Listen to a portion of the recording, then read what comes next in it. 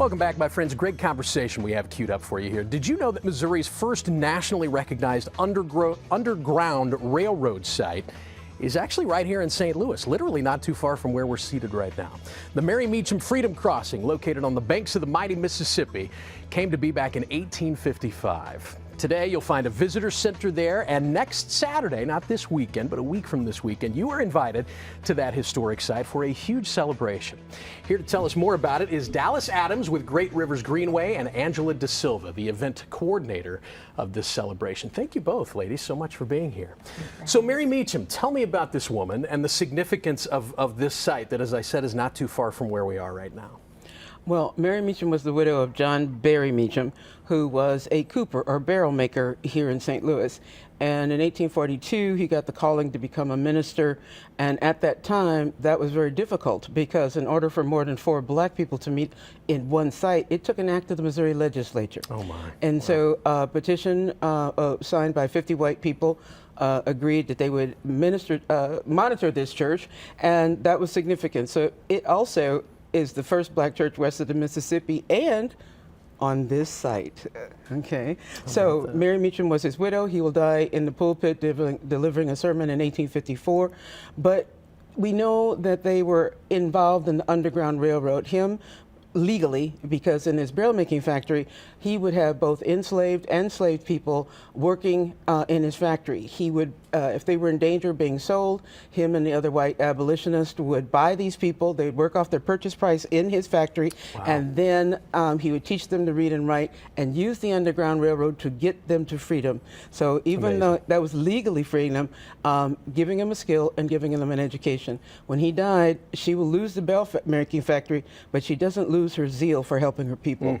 Clearly, and leading a spirit-filled life, obviously. Yes. Legal or not, it was still a very risky proposition what this man and his wife were doing. So that leads us to the modern era, and I think it's so wonderful and praiseworthy that we're still recognizing what they did back then and what an act of bravery and heroism, frankly, that it was. So tell me about this celebration that's coming up a week from Saturday, right? Right. So we are hosting the Mary Meachum Freedom Crossing celebration, which celebrates the night of May 21st, 1855, where Mary helped to get 5 slaves across the river, but they got caught, and Mary was jailed as a result of that. But we are celebrating that act of bravery along the mighty banks of the Mississippi River, on the Riverfront Trail, on the Mississippi Greenway. So we are very excited to have that event October 1st, noon to 5. What kinds of things will happen there? And maybe just as importantly, how can people get involved and go out there?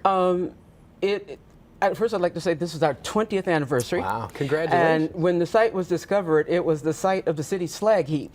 And so the first 5 years of the celebration, we were working around this mountain sitting on the top of the ground. But types of things, we've got the very best of the best that we've had in the last 20 years. There is a play that'll start at 3 o'clock that will take us from United States Black history, and i.e. St. Louis, from slavery all the way through the 1920s and the right to vote. So each year we have focused on a different aspect or a lesser known aspect of black history. So pulling from each of those 20 shows, it is this combination of this year. And we will have, for example, during slavery, we will have the Blue-Gray Alliance.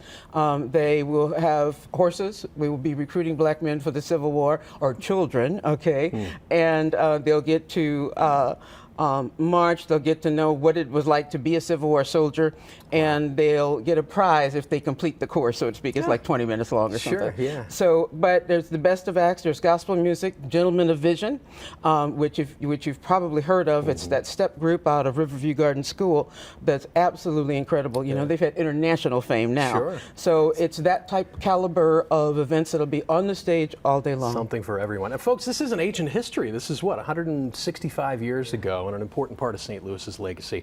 For more information, visit marymeachum.org or greatriversgreenway.org. Lots more information there. And we hope you could stick around after the show, because we'll be talking about this more on today's Great Day Extra Live.